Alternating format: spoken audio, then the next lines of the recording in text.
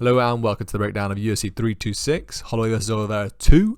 This is the MMA Elevator and my name is Darish. Last week we did pretty well, 10 out of 12 picks, 80% is our average, so yeah, we stuck with that. This week we got some pretty cool fights, a couple of new boys.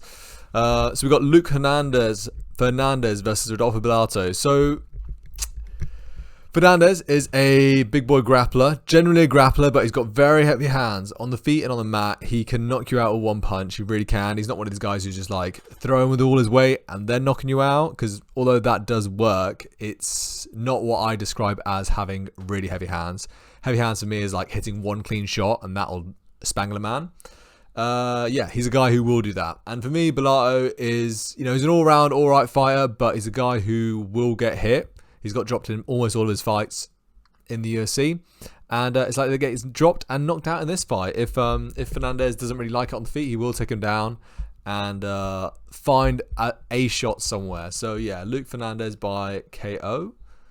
The overall picks, we have Luke Fernandez by KO, Jungle Lee by KO decision, Tobias KO sub. Yeah, all blah, blah, blah, blah, blah, blah. Got it all the way down there.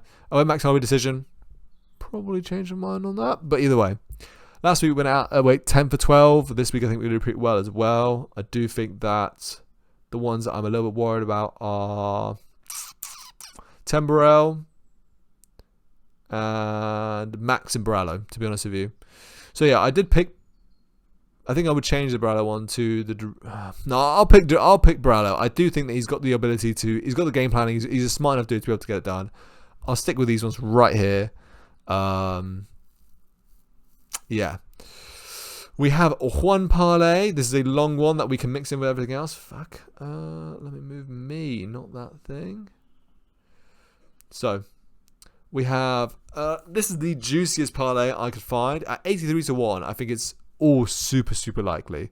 The one's a little bit audacious, I think a little bit scary, is the Sumadaji by decision, but even then I back that pretty hard. I do think that's pretty likely. And then you can juice it with the Ferreira decision, 8 to 1. Ferreira outright if you feel a bit more comfortable with that.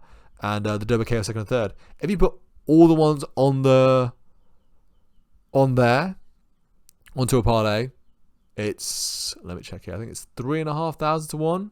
Yeah, 3,500 to 1. It's all likely. It's all likely. But yeah, that has been the MMA Elevator breaking down UFC 326. Thank you very much for joining. I'll catch y'all next week.